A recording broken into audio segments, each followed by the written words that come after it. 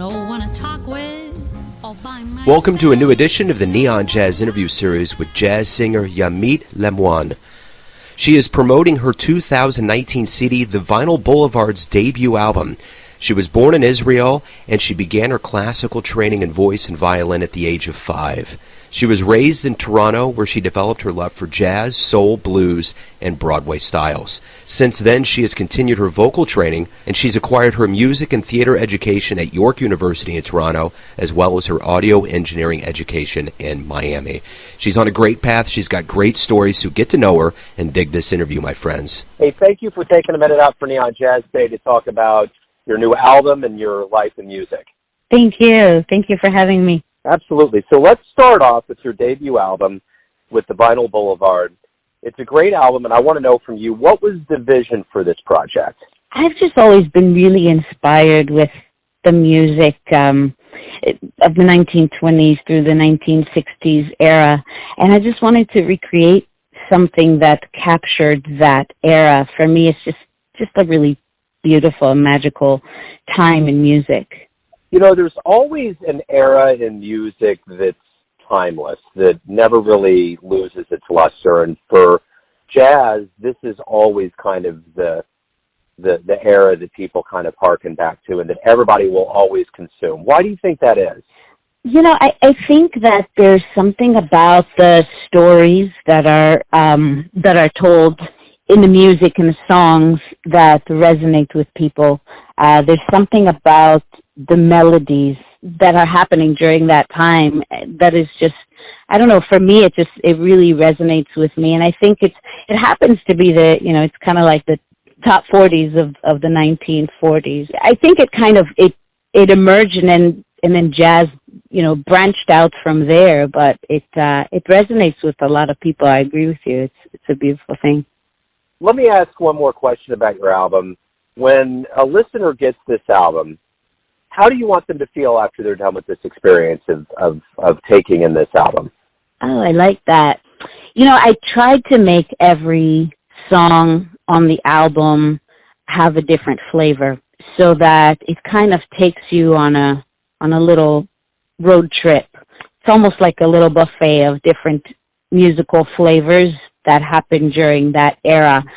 Sometimes you pick up an album and the whole album kind of sounds like one long song. And I wanted this to not do that.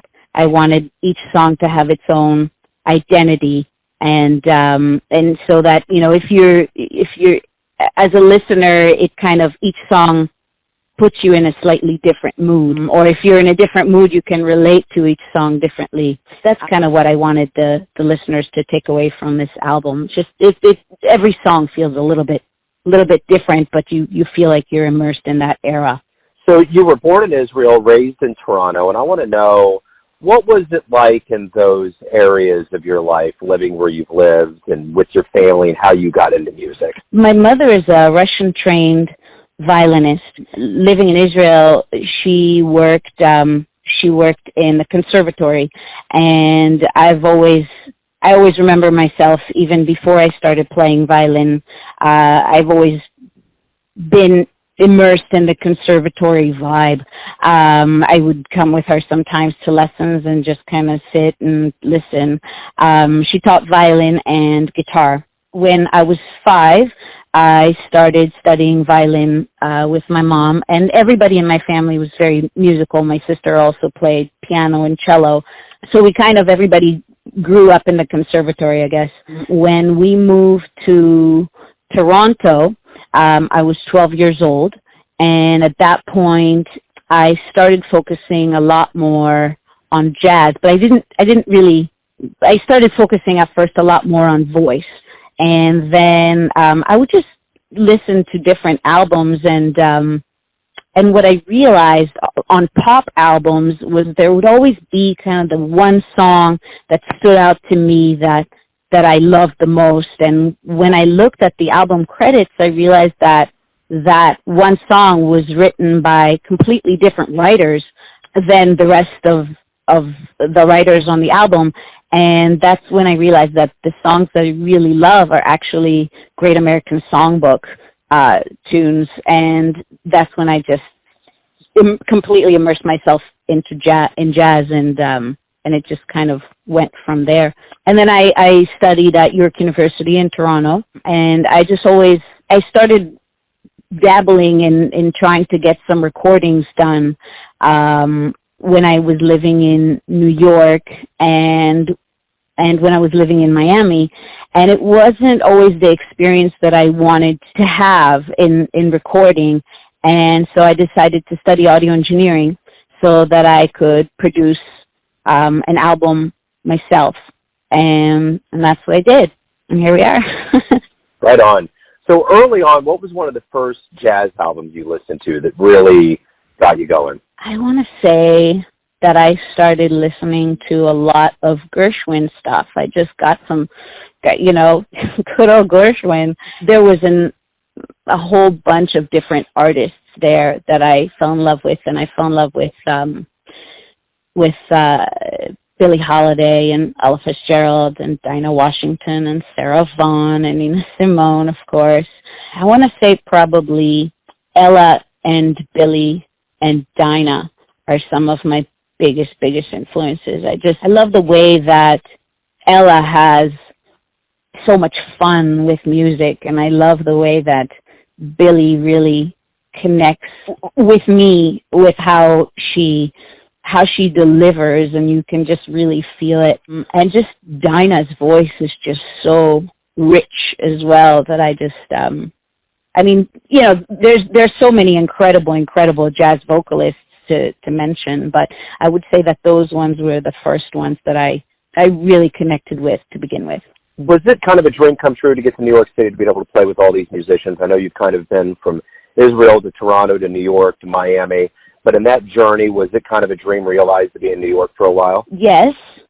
Not going to say it was easy.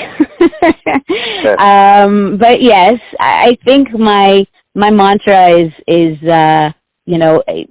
as long as I'm moving forward and I'm doing the best I can, then that's great. It's funny because I moved to New York not really knowing anyone in jazz.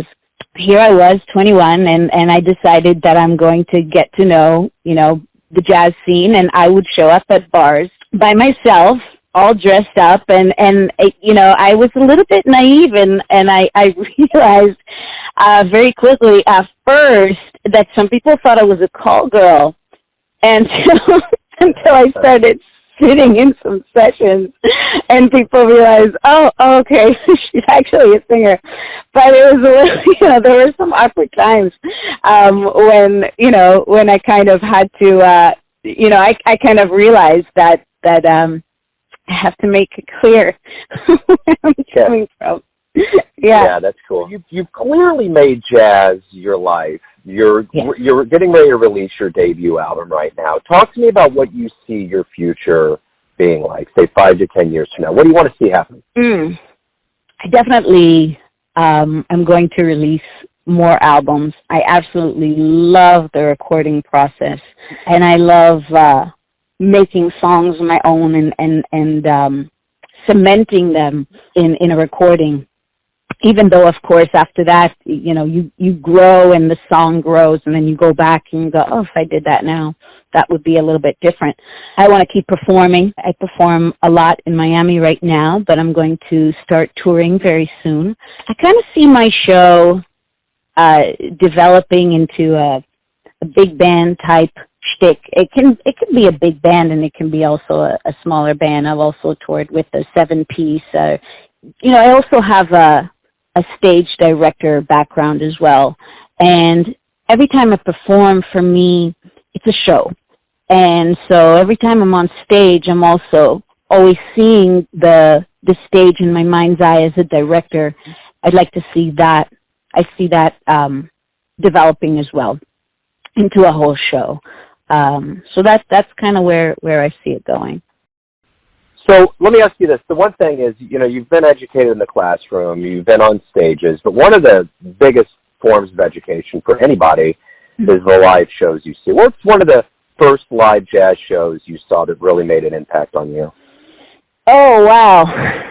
When I lived in Toronto, one of my vocal coaches, my vocal coach in Toronto, that had really started guiding me with jazz was a wonderful, wonderful singer named Lisa Martinelli. And when I first started training with her, I remember that summer was the Toronto Beaches Jazz Festival. And I came to see her, and she was singing a whole bunch of tunes, but she started singing Duke Ellington's I'm Beginning to See the Light.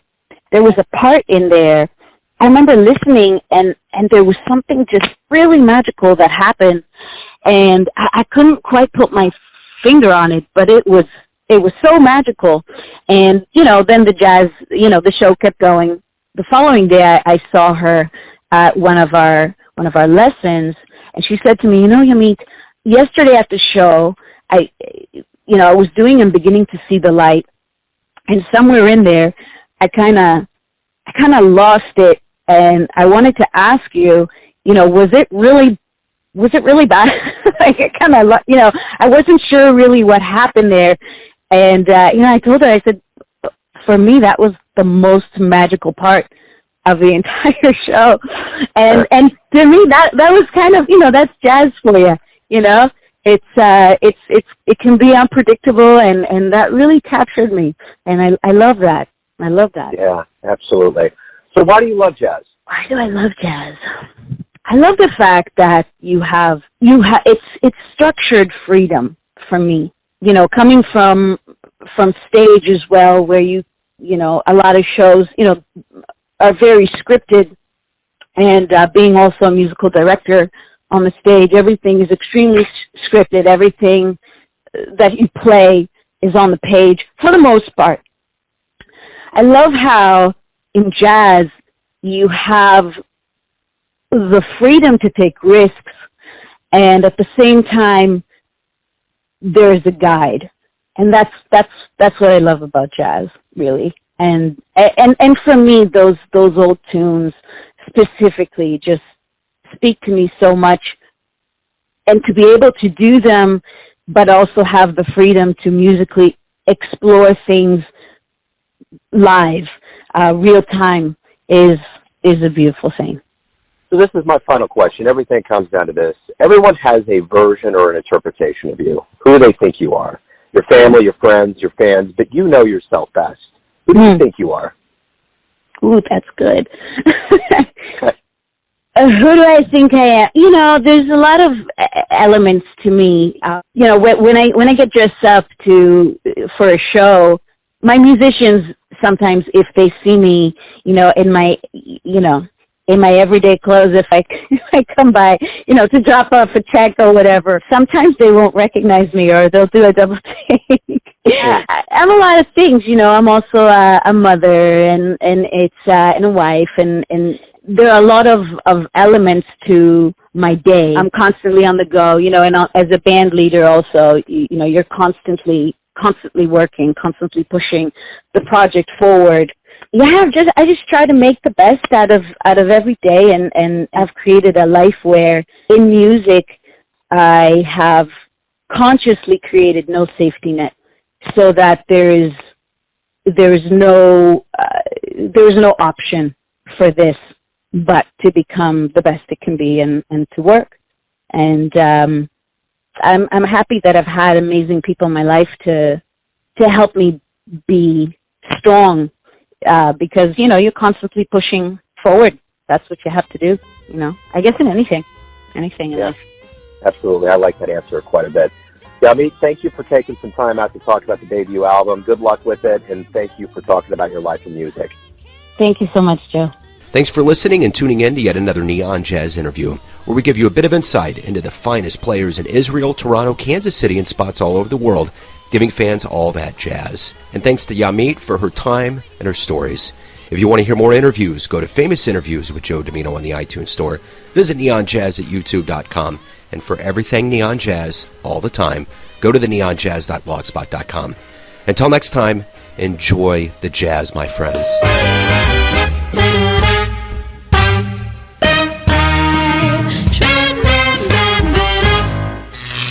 Neon Jazz.